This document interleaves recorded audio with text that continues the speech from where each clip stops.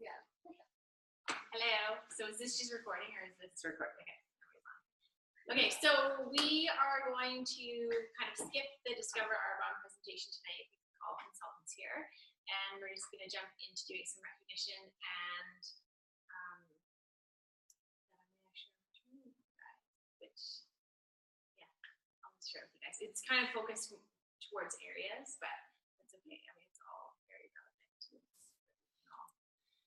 take something from. So for recognition, so do you want me to just start with mine? And then, so I would like to first recognize Jocelyn. So she did district qual, and I'm so excited. For the second time. We'll see how many times I can do it. That's okay. But what I've seen in you, the shift in you has been that you've been just really working your business consistently, and you've just been really focused. And, oh my God, yes. And yeah, and things are starting to come together. So I know.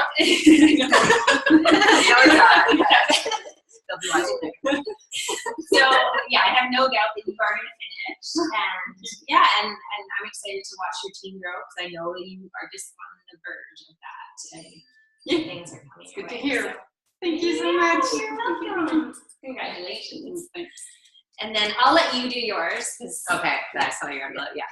So firstly, I want to recognize Sarah. So very similar to what Jen said to Jocelyn, there's been a major shift. You've done well before for district manager, but this time, like, your motivation, your focus is on, like, you're making me, I'm just so proud of you. Like, I'm just, yeah, it's crazy. When you put your mind to something, you can accomplish anything. Like, I feel like if you see on this path, you're going to be in area right after district. Like, yeah. Okay, I'll keep going. So I'm just going to make you gift. I love the same thing. Thank you. Congratulations. Right? I'm like, oh, sweaty. I'm not ready. And then for some other girls that couldn't be here, I want to congratulate Caitlin Morrison for doing district manager qualification. She stepped into a leadership role right away. She lives in Chilliwack, so I launched her over Zoom. So she just, got it done, invited people, has been very coachable. And so Caitlin, I'm so proud of you and your surprises in the mail. And Amanda Sweeney had to work a night shift tonight, and she did district manager qualification as well this month. I'm so proud of you, Amanda. You're doing awesome. You're an extremely busy person who's just fitting this business in the nooks and crannies of your life, which is exactly what you're supposed to do. And I feel like I'm missing someone. It's everyone. Awesome. Awesome. Okay, so I'll just get started with my training, I guess. But before I start, I'll just say that, so the training that I did, for those of you guys that don't know, it was an RVP to be training. So there's a group of about 100, I think it was 120 area managers that earned this training. Caitlin earned it as well. So congratulations, Caitlin. But that's okay. It's a long ways to go, especially when we're going to Toronto in September too. So I know that there was other area managers. Let me just say that I should have been there. I know that I should have been there, and when it came time to get flights, I just wasn't in the best spot. But you should never really make those kind of decisions when you're not in the best spot. Like, I definitely wish I was there, and I looked 2 days before and looked at like 3 times as much. I'm like, oh. But yes. Yeah, so, and it was a great training. I mean, it was nice because it was a small group, and so, it was easier to train in front of, a smaller group, and yeah, just a really lovely group of area managers. And this was my first experience doing training. So the first time that I've been asked to do like a training, from somebody at corporate. And I was super excited that when I got the call to do it. I was driving, I think we were driving home from a hockey tournament. I'm sure it was a hockey tournament, something like that. And she was like, "Hi, Jennifer, it's Isabel, and calling from Arbonne, Canada. I just wondering if you'd be interested." And I was like, "What? Oh my God. And my kids were like, "What's going on?" And so, yeah, I was pretty excited and a little bit nervous too to be asked. But it all kind of came together, and it was by far one of my most favorite experiences to date in Arbonne. Like it just blew my mind. Like I was so surprised about how much I got out of it doing the training. Like it just, yeah, it was mind blowing. It was everything, and it pushed me out of my comfort zone. It was, challenged me to do it, and yeah, I can't wait to do it again. Which I never thought I'd say. Like, I wasn't one of those girls that, goes to GTC or goes to CNT and says, I can't wait to be on the stage training one day. Like, that wasn't, I don't know, it just wasn't a big thing for me. And this changed everything. Like, I want to be on stage at GTC and I want to be at CNTC. Like, it was the most inspiring thing ever. And you just have no idea. Like, you think you're giving so much to everybody that you're speaking to, but they're just giving it to you back 10 times over. Like, it was just, I can't even describe it. So I'm gonna stop going on about that, and I will share my training with you guys. So my topic was cultivating perseverance in your journey to region. So I'm gonna just go through my whole training. I know you guys have heard my story before, but my story is woven into it. Oh, I hear your door. What if that sounded? Oh, yeah. Nat, is that you? Yeah. We'll just wait until you come upstairs. How's it going? Not to interrupt anything. How are you? Good. We're being recorded, just so you know. So we don't have any guests tonight, it's just consultants. So we kind of just decided to not do Discover Arbonne. I'm just going to jump into my training and do my training that I did at the RVPTV. So right. Show up just in time. Come sit. You can sit beside me, and then I'm not sitting here on camera by myself. Of course, better looking. Just kidding. You're awesome. Okay, so I'm just gonna go through it. I'm just doing it for you guys, and you don't know who I am. So my name is Mackie, and I'm super honored and a little bit nervous to be here today to share with all of you guys.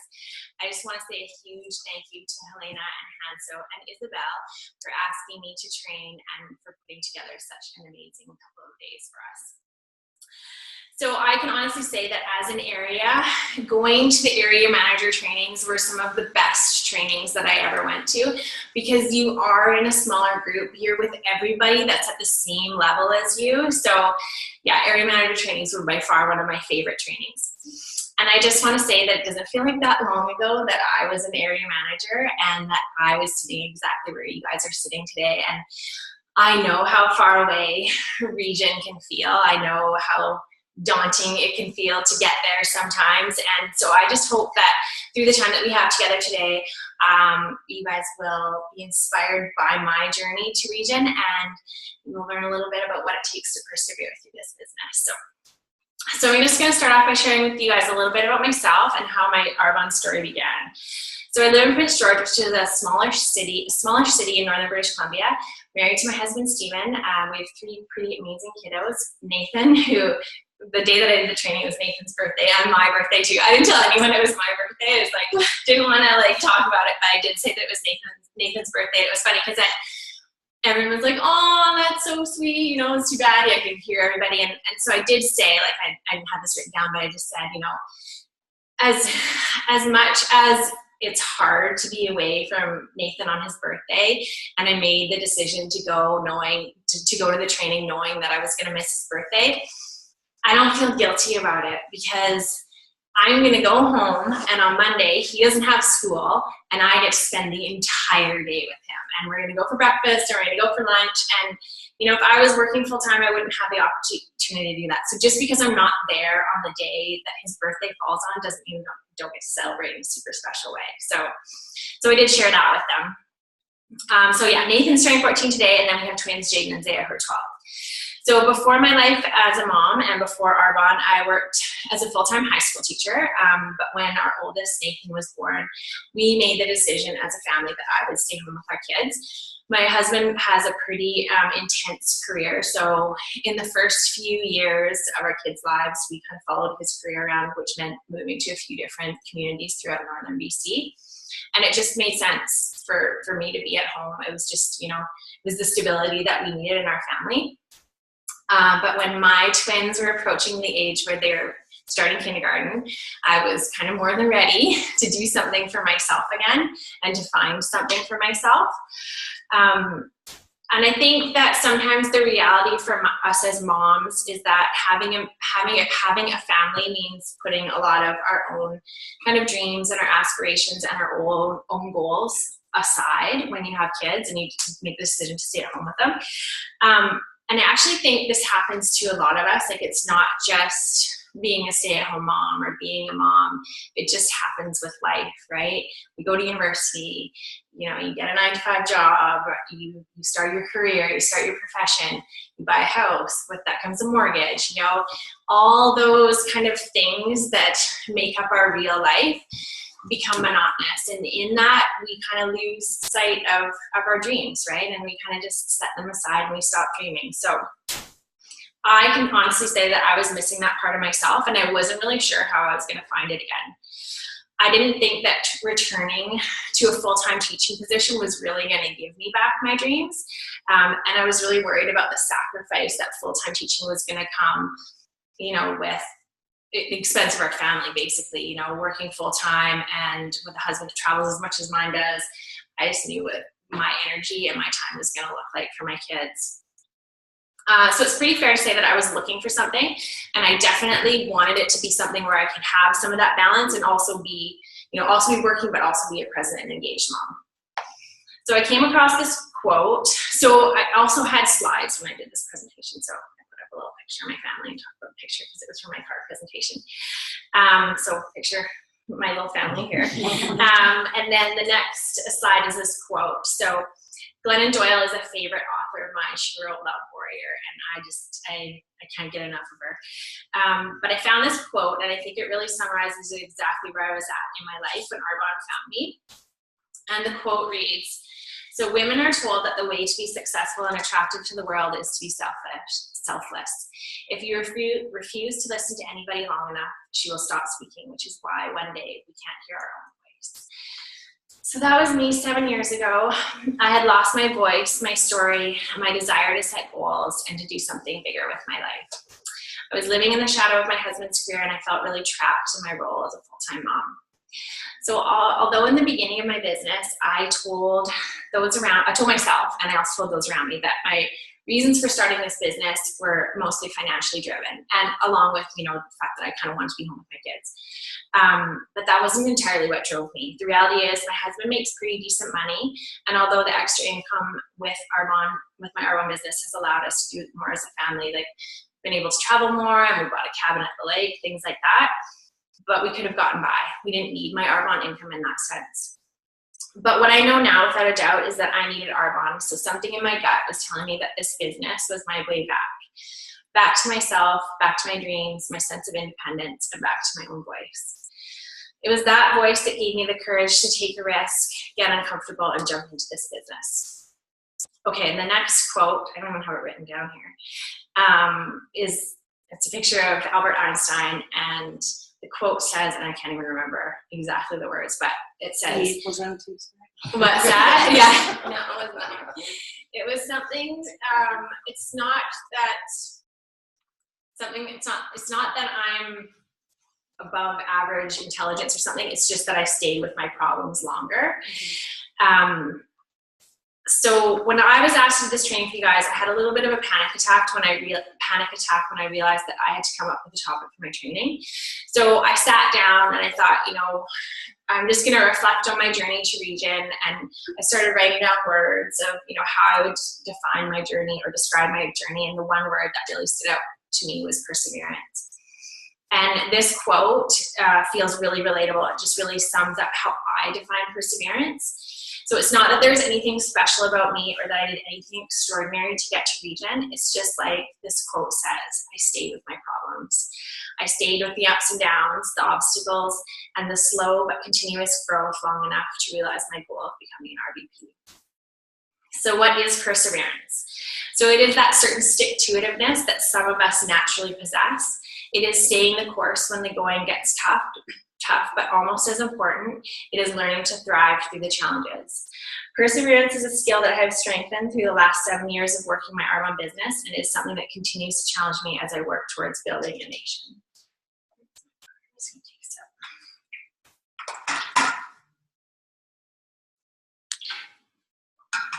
So for myself, Perseverance really started with learning to honor my own story.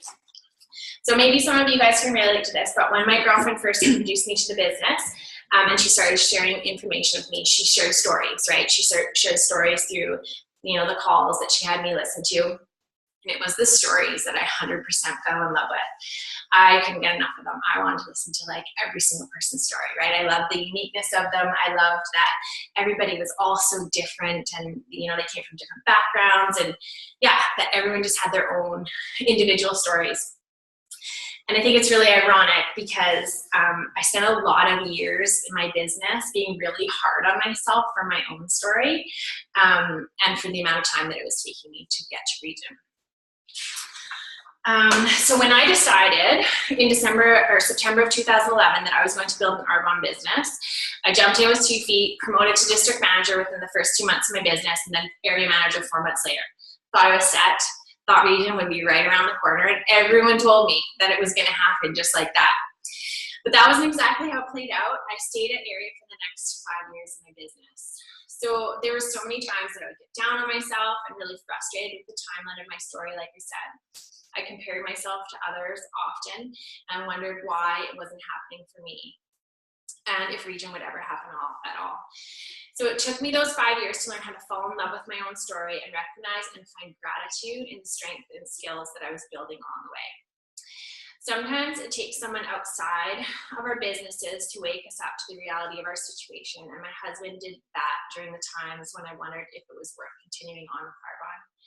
So he would remind me of all the positives that Arbonne had brought to my life, regardless of the fact that I was in a region. My Arbonne business was allowing me to be at home during the summer with my kids. I could be home on their sick days. I didn't have to worry about taking time off for hockey tournaments. I never had to miss a field trip.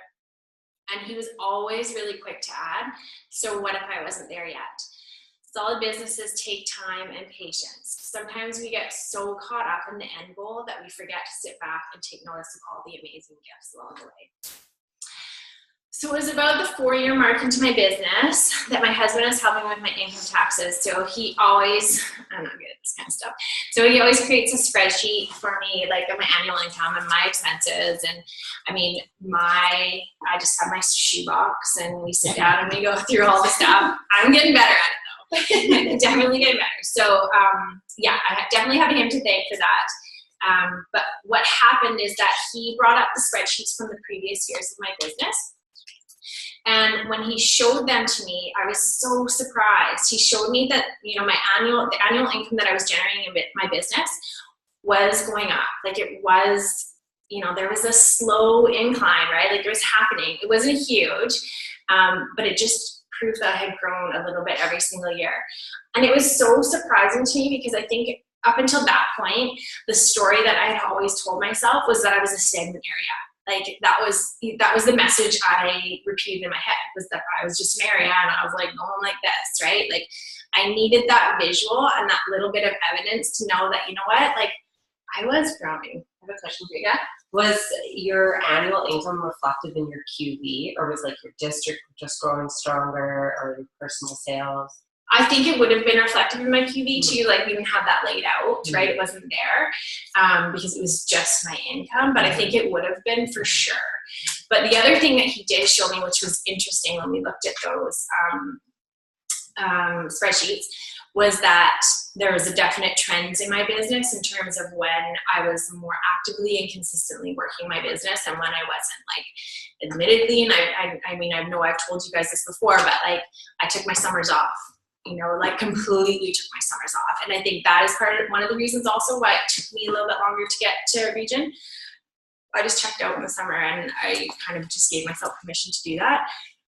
In hindsight, and if I could give anybody else advice about your summers, is that just keep working it consistently, because that's what happened. The fall before we went Region was the first summer that I had actually just done a little bit, like every day throughout those 2 months of the summer, instead of just completely walking away. And that's really all it takes. So yeah, that was another thing that I got out of just looking at those spreadsheets. So I changed my story that day. Like I said, it was a little bit of evidence that I needed to prove to myself that my perseverance was paying off. It gave me a boost, and I started to tell myself that I wasn't stuck, that I was growing in the right direction. So I encourage you to find examples of how you have persevered in your own business. Look back on your ups and downs and celebrate those milestones, whether they are big or small. Reflect on them when the going gets tough and you feel discouraged by a setback or obstacle. If you can find gratitude for the challenges that you have faced, pushed through, and grown from, you will be altering your mindset to persevere. And bit by bit, you will start to change your own story. Okay, so then the next slide that I had up was a quote by Walter Elliott, and it says, perseverance is not a long race, it is many short races, one after another. So I feel like I have run a lot of races over the years of my RRM business, and many races where I never crossed the finish line. Like, for example, all of the dates that I have set to finish region. Perseverance is sometimes setting goals, not achieving them, and continuing on despite that. So maybe you're like me and you have pages in journals, dates on dream boards, affirmations in frames that sit on your bedside table. I love looking at these, and then what I had gone back, and I'd gone back through like all of my journals and taken pictures of all the region dates that I had set throughout the years, and like a couple picture frames. And when I went to the very first retreat that Becky ever did, she gave us little RVP stickers with a date, and so we chose our RVP date. She made them stickers, and then we put them on our mirrors. So I had a picture of myself like taking a picture of that date. So I just put like a kind of like a little collage of all the, you know, all the things that I had set over the year, and so that was one of my slides. So I said, yeah, I love looking at this picture because all of these are reminders that I chose not to give up. So set goals, write them down, shout them out to your teams and your families, and of course, set out to fully crush them every time. But when they don't transpire, rise above the disappointment, set another goal, and keep going. Let this rise and fall of the short races, the goals we set, the timelines that come and go, all of this, let it become a part of your long race, because you will get to that finish line of becoming an RVP, and then guess what? Your race will start all over again as you set new goals for nation.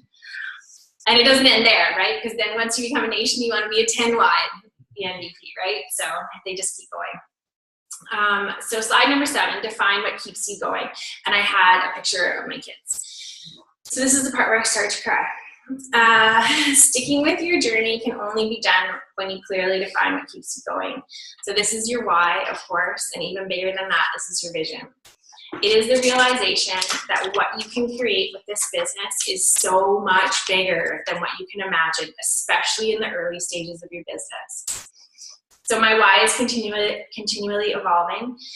So in the beginning, like I said, my why was my desire to grow and empower myself through my own success and financial flexibility. My why was all about me in the beginning and my own goals, and that is okay. But in order to promote and build a nation-worthy vision, your why must become less about you and more about what you can do to help others rise. When you can clearly define why it is that you do what you do, when it becomes bigger than you, and when you keep that why in the forefront of your mind, your perseverance will naturally set in. So like I mentioned before, just like anyone else in this business, there are plenty of times that I felt like giving up. When we are presented with obstacles, we are programmed as humans to take the easy way out. I can think of a ton of examples of obstacles that we all face daily in this business, which I'm sure you guys can all relate to, like when someone quits your business, when someone says no to you, when someone returns an entire ASVP, when someone tells you that this business will never work in your community, or shuts you down before you even have a chance to share the opportunity with them. The list goes on. So there are so many exterior, out of our control factors at play when it comes to growing our businesses that it can sometimes feel impossible. And I know you've heard it before, but what we can control is our mindset and, of course, our own activity. And in order to do that, you have to take the time to identify what fuels you to keep you going, and also, just as important, what would you be giving up if you did quit? Often quitting did seem like the easy answer, but to be honest, I knew that quitting meant quitting on myself, and giving up meant giving up on my dreams. It meant starting all over in my attempts to find my voice and my empowerment. So as I stayed the course of my business, the stakes for quitting got even higher. It meant giving up on the example that I was trying to set for my children, and just as huge as that, it meant giving up on my team. I had painted a vision for my family as well as my team, and I felt like I owed it to them to keep going. I wanted to prove to them what was possible. So my children have taken a front seat to watching me grow my Arbonne business. It plays out in their day-to-day lives, I believe, unlike it would in any other profession, because we work this business in the nooks and crannies of our day, from home, and sometimes alongside running a busy family. My kids see my vision board, they hear me set region dates, they find Post-its with region and now nation dates all over our house. They witness DAs at my house when no one shows up. They watch me celebrate on FaceTime at month end with someone who promotes the area. The list of ups and downs and wins and losses goes on and on. So I am a real life example of perseverance in their own home. I remember when this became very apparent to me and really hit me like a ton of bricks. So I know you guys have probably, well, some of you guys have heard this story, but it was a couple of years into my business, and I'd been telling my kids like for a little while that we were going to get a Benz, and it hadn't happened yet. And we were in the kitchen, and we were getting ready for school. And my daughter had just started competitive gymnastics, and she's not a very flexible little girl, unfortunately for her. And, you know, in gymnastics, you have to be flexible. So she'd been working really hard at getting her splits. She was, you know, doing her stretches every day, and it wasn't happening as fast as she wanted it to. And then she had one of her little bestie friends also join competitive gymnastics just after her, and she had her splits right away. Like, she was just more flexible, right? So Zaya was expressing this frustration to me, and I was just telling her, you know, you just gotta keep working at it. Like, it'll come. Like, it's just not gonna happen overnight for you. Like, you're strong, but you're not flexible, so just stick with it. And Nathan like chimed in, like, just, you know, and in the middle of the conversation, he said, like, really seriously too, like, Zaya, just look at mom. She's not an RVP yet, but she's not giving up. And it just really hit me, you know, that they're just watching everything, right? And just the example that I was setting for them. So there's like so many examples of things like this. But another one of my favorites, and I put up the picture of Nathan. So it was the year that he was going into rep hockey as a PV player, and there's 3 different tiers to, you know, to the PV rep program, and his goal was to make tier 1. And it was a couple months before the tryouts, so it was probably at the beginning of the summer. And I went into his room, and he had taken a piece of hockey tape, and on it he had written, my goal is to make PV tier 1 rep hockey team.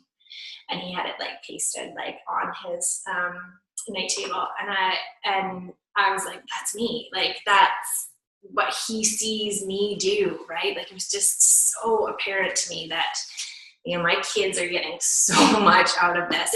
And my husband says it all the time too. Like, he's like, you know, like, I set goals at work, but they don't see me do that, you know, and it's all right there in front of them in terms of what you do. So I had that, and then I also had a picture just recently. He, on a piece of paper, wrote out his top schools for hockey scholarships. He wrote it out on a piece of paper, and he has it taped on his wall, right? Like, he's just, yeah, and that's Arbonne, right? Like, I mean, I know it's me, but it's also Arbonne. So You do it because of Arbonne. Yeah, totally. Okay, so perseverance is not 100% of the time feeling like you're in this wholeheartedly. It is giving yourself grace to sometimes feel like you want to quit. But in those moments, it's finding a way to reflect on what keeps you going. So these pictures, these are the moments that keep me going. I keep pictures of this in my phone, and I go back to them when I'm having days where I'm feeling really frustrated and really down. Okay, and the next slide that I had said waiting it out is not enough. So my story is not just about waiting for region to happen. My message to you is not that if you wait it out long enough, you will get there. Perseverance is not a passive thing that happens to you. Instead, you must be the one to persevere. You are the one that has to take action, and perseverance requires you to act, and it is all about the doing. So the doing in our business, as we all know, is getting ourselves into consistent activity, sponsoring, and personal growth. It is also identifying where in your business you are holding yourself back. So I will ask you guys to ask yourself this question and try to be really honest. What are you waiting on to happen in your business for you to do region qual? I can tell you what I was waiting on. I was waiting on my districts to go area. I was waiting on this one person to join my team who was going to be a rock star. I was waiting on my one area to eventually bonus for district. I was waiting on summer to be over. I was waiting for my son's hockey provincials to be finished. The list goes on. So it wasn't always easy to identify that this waiting game was holding me back in my growth to region. It was easier to convince myself that I was just being patient and that things would come together in time. So obviously there's a few key things that happened in my business for us to set ourselves in motion to qualify for region in November of 2016. But this was one of the biggest. So I had a district on my team. She did just over 10,000 in the month of October, which put her into qualification for area. And she was determined to finish in the month of November. She had a full calendar. She had a couple new business builders starting. But of course, as we know how it goes, sometimes the month didn't pan out the way she thought it was going to. Her numbers weren't adding up. She had parties canceled. She had launches postponed. We had 1 week left in the month. She was only halfway to her goal of 14,000. So she was just over 7,000. She'd already resolved herself to the idea that she was going to have to shoot for finishing in 3 months instead of 2. So she had in effect given up on the rest of the month. And it was crazy to me. I felt like, she was so close. Like, why would she give up? And it was kind of then that it hit me that I was waiting on her. I made a huge realization that I was sitting back and waiting for her to finish area. And eventually, if I waited out long enough, another district would finish area and we would eventually get to region. So why was it any surprise to me that she was following my lead and waiting for next month to finish? So what was I doing? By waiting on her, I wasn't pushing myself to stretch for my own goals. How on earth could I be asking her to push hard, to step out of her comfort zone, decide that she was going to get it done when I wasn't doing that in my business with my own goals? Not only was this not leading from the front, not setting an example for my team, but I was passively, not actively working my business. I was waiting on someone else to do what I wasn't doing. So when I realized this, everything changed. I actively decided that I was going to do region qual that month. And guess what? She decided she was also going to get area done. So it lit a fire under both of us. She managed to get her 7,000 in that last week of the month. She finished area, and as a team, we did region qual in November with just over 50,000 QV. This action propelled us into December, and we finished region strong with 57,000 QV. So I encourage you to stop waiting on that someone or that something to happen. Take your own action, and it will fuel you to accomplish things that you never thought possible. And then the very last picture that I posted was a picture of the day that I picked up my Mercedes. So this picture obviously is taken on the day that I picked up my Benz 18 months ago. You can tell by the giant grin on my face just how happy I was. I had dreamt of that day for a really long time. The unfortunate part of this story is that on the way to CNTC in Edmonton last September, I had 2 of my team members traveling with me, and we were parked in a construction lineup on the highway when we were rear-ended by a semi. The semi-truck pushed us into the semi-truck trailer that was parked in front of us. Thank goodness we were all okay, just banged up and sore. My Benz, not so much. We left my Benz in Jasper and still made it to CNTC. Long story short, due to the amount of damage and the extensive repairs, it took months for me to get my vehicle back the first time. And since then, it has been returned to me 2 more times with issues still related to the accident. So to this date, 9 months after CNTC and after that accident, I'm still driving a rental car. But I am forever grateful that we were in that vehicle, as that accident could have been so much worse. And most importantly, as much as I miss driving a Benz, and it is a huge symbol of our success and our perseverance in this business, and also an amazing perk at the end of the day, it doesn't define me, and it won't define you either. People will join your team because of the leader that you are and the leader you have become. They will join your business because of the vision that you can paint for them in terms of how Armon can add value and change their lives. So I will just summarize by saying, maybe, like me, you have been at area for a while, or maybe you haven't been with this business long or a brand new area. Wherever you are with your Arbonne story today, perseverance is a trait that you must grow and nurture in yourself in order to stay the course, because I can guarantee you two things. Finishing region quals doesn't mean that you have arrived. You have only just begun. You have finished one race only to start another on your way to nation. And number two, it will be worth it a million times over. So honor and find gratitude in your journey so far. Remind yourself daily, especially through the more difficult times, why you do what you do, and take your own action. Your teams will follow you, I promise.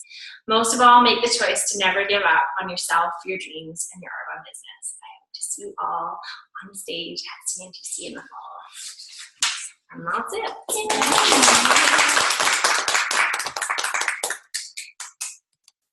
I got through.